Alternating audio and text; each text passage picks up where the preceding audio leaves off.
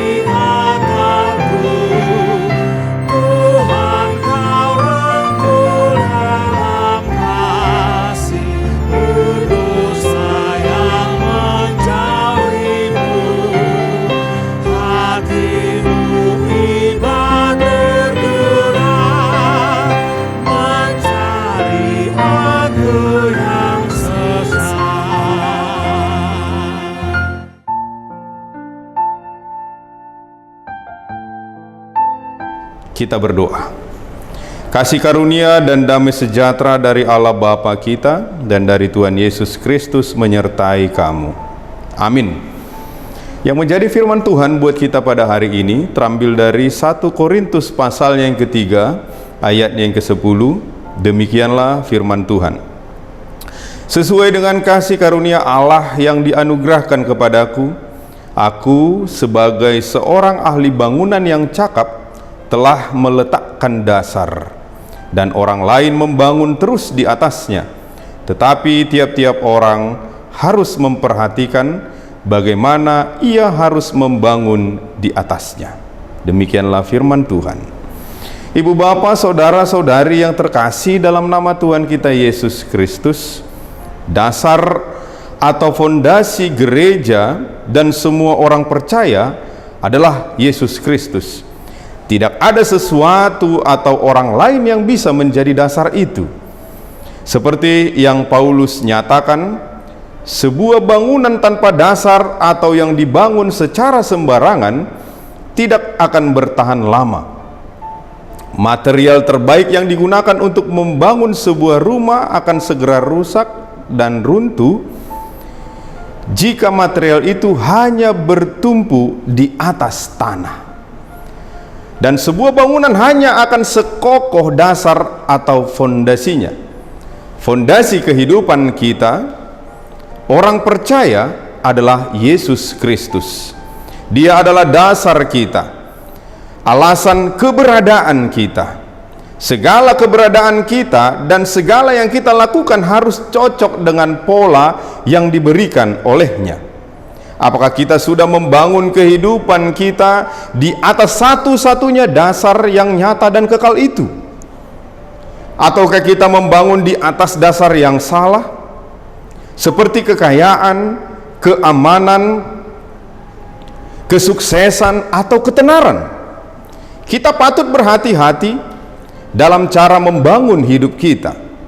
Saudara yang terkasih, sementara sebagian orang menggunakan ayat ini untuk pertumbuhan rohani pribadi, ajaran Paulus membicarakan pelayanan kepada sesama. Apakah yang kita lakukan untuk membangun relasi dengan sesama? Apakah kita membangun di atas Kristus sebagai dasar? Apakah kita membangun dengan material yang mudah rusak? Jemaat Korintus bisa membangun gereja dengan ajaran yang kekal dan abadi, atau dengan kebijaksanaan yang bersifat sementara dan berubah-ubah dari zaman itu. Pesan Paulus menentang berbagai metode kemuritan kita. Apakah kita menarik orang lain kepada diri sendiri sebagai dasar, ataukah kepada Kristus? Apakah kita menggunakan kemampuan dan karunia-karunia rohani kita untuk membangun orang lain di gereja atau membuat mereka bergantung kepada kita? Apakah kita menjalankan ajaran yang alkitabiah ataukah adaptasi dari hikmat duniawi semata? Saudaraku, marilah kita senantiasa menghidupi Kristus sebagai dasar yang teguh untuk membangun relasi dan hubungan kita kepada sesama dan kepada Tuhan. Tuhan memberkati. Amin. Kita berdoa. Segala puji dan syukur ya Allah Bapa Surgawi, kami mau sembahkan kepada Tuhan atas segala karunia yang melimpah yang Kau berikan kepada kami. Terima kasih buat waktu dan napas kehidupan yang Kau berikan kepada kami, terkhusus pada satu hari ini pun, ketika Tuhan masih memberikan kami kesempatan untuk datang ke hadapan Tuhan, memuji dan memuliakan nama-Mu sebelum kami memulai aktivitas kami di dalam satu hari ini. Terima kasih ya Allah Bapa, Engkau sungguh sangat baik. Engkau yang memelihara hidup kami mulai malam hari sampai dengan pagi hari ini, dan kami yakin dan percaya Tuhanlah sumber kekuatan. Tuhan juga yang akan menguatkan kami untuk melalui segala perjalanan, segala pekerjaan kami di dalam satu hari ini.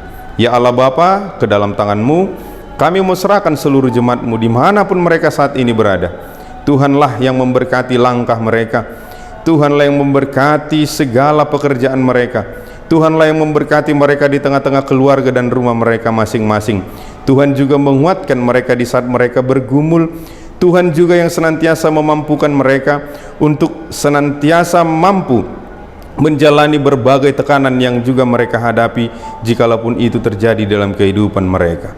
Ya Allah Bapa, pada saat ini pun kami mau serahkan ke dalam tangan Tuhan buat para jemaat-Mu yang sedang sakit, dimanapun mereka saat ini dirawat ya Bapa. Tuhan yang berikan kepada mereka kesembuhan, berkati obat dan makanan yang mereka konsumsi, berkati juga orang-orang yang merawat mereka, agar semuanya Tuhan kuatkan untuk dapat memberikan yang terbaik untuk kesembuhan mereka.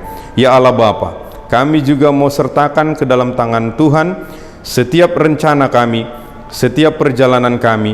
Biarlah Tuhan yang selalu memahkotai kami dengan kasih karunia-Mu. Sempurnakanlah kiranya Bapa doa dan permohonan kami ini, ketika kami pun bersama-sama mengucapkan doa Bapa kami. Bapa kami yang di sorga, dikuduskanlah nama-Mu, datanglah kerajaan-Mu, jadilah kehendak-Mu di bumi seperti di sorga. Berikanlah kami pada hari ini makanan kami yang secukupnya, dan ampunilah kami akan kesalahan kami, seperti kami juga mengampuni orang yang bersalah kepada kami. Dan janganlah membawa kami ke dalam pencobaan, tetapi lepaskanlah kami daripada yang jahat, karena Engkau yang punya kerajaan dan kuasa dan kemuliaan sampai selama-lamanya. Amin. Anugerah Tuhan kita Yesus Kristus, kasih setia Allah Bapa, dan persekutuan Roh Kuduslah kiranya yang menyertai kamu sekalian. Amin.